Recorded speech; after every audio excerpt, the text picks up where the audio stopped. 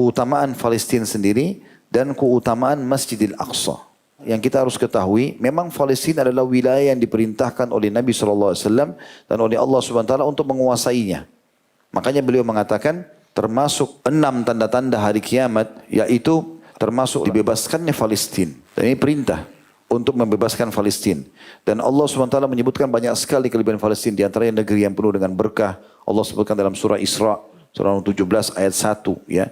A'udzubillahi minasyaitonir rajim. Subhanalladzi asra bi 'abdihi lailan minasy-syi'ril haram minal masjidil haram ila masjidil aqsa alladzi barakna haulahu liyuriyahu min ayatina innahu huwas samiul basir. Segala puji bagi Allah yang telah memperjalankan hambanya Muhammad malam hari dari Masjidil Haram ke Masjidil Aqsa yang telah kami berkahi di sekitarnya. Ada negeri yang penuh dengan berkah. Dan kami menunjukkan kepada dia tanda-tanda kebesaran kami. Sungguhnya dia maha mendengar dan maha melihat. Kata para ulama, kenapa Allah Subhanahu wa taala memilihkan nabinya Muhammad sallallahu alaihi wasallam itu ke Palestina dulu? Kenapa tidak langsung dari Mekah ke langit? Menandakan ada kedudukan tersendiri di Palestina. Bahkan Nabi SAW mengimami para nabi-nabi pada saat itu malam Isra, sebagaimana beberapa riwayat menjelaskan masalah itu. Baru kemudian beliau mi'raj ke langit. Kembali pun sama, beliau kembali dulu ke Palestina, baru kembali ke Mekah. Tidak ada sesuatu di situ. Bahkan Nabi SAW mengatakan, aku mengikat tali burak, ya, kuda yang membawa beliau terbang dari Mekah ke Palestina, lalu mi'raj ke langit, itu di tempat yang semua nabi-nabi mengikat di situ. Dan sampai sekarang masih ada tempat itu, ya.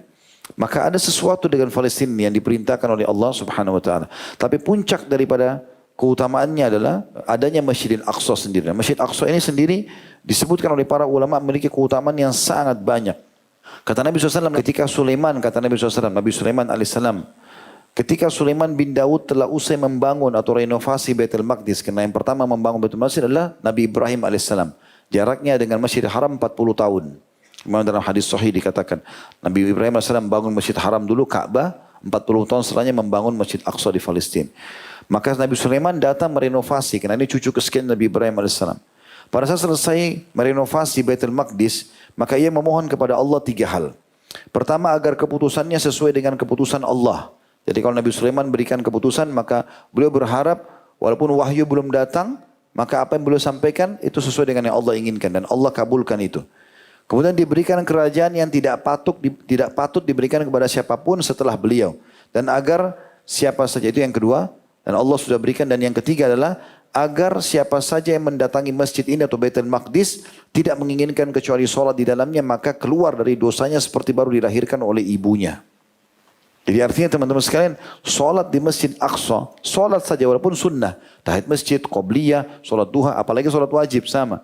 Sholat saja 2 rakaat. Doanya Nabi Sulaiman dan Allah kabulkan agar begitu sholat seperti baru dilahirkan oleh ibunya. Kita tahu keutamaan ini didapatkan kalau orang haji. Makanya para sahabat semangat sekali untuk mengejar Palestina itu. Kemudian juga disebutkan di dalam hadis yang lain, saya pilihkan satu hadis lagi. Pilihlah negeri Syam itu. Kalau kalian mau tinggal, yang paling bagus tinggal di negeri Syam. Puncaknya Palestina. Karena kata Nabi SAW itu adalah negeri pilihan Allah di muka bumi. Dan akan berkumpul pada saat itu nanti hari kiamat hamba-hambanya pilihan pula. Karena Nabi Isa AS nanti ada di situ. Dan membunuh Dajjal. Bila kalian enggan, maksudnya tidak mau pilih Syam, maka pilihlah Yaman. Dan bertahanlah tinggal di 2 wilayah ini. Sesungguhnya aku telah diberikan kemenangan negeri Syam dan penduduknya. Tentu ada banyak hadis-hadis berhubungan dengan masalah itu, ya. Di antaranya ada hadis Maimunah radhiyallahu anha, dia mengatakan, ya Rasulullah, sampaikanlah kepada kami tentang keutamaan Baitul Maqdis. Maka kata Nabi SAW, pergilah ke sana karena dia sebaik-baik tempat untuk ibadah. Itu kan? Kata Maimunah, ya Rasulullah, kalau orang tidak mampu ke sana, bagaimana? Kata Nabi SAW, menyumbang, memberikan penerangan untuk Palestina, untuk Masjid Aqsa. Dan siapa yang memberikan penerangan, waktu itu menyumbang minyak zaman dulu orangnya, nanti dipakai untuk nerangin masjid, pakai sumbu, minyak zaitun biasanya lama sekali kalau menyalah gitu. Kalau sekarang bahasa kita direnovasi, ikut menyumbang untuk renovasi, maka dia seperti sudah sholat di dalamnya.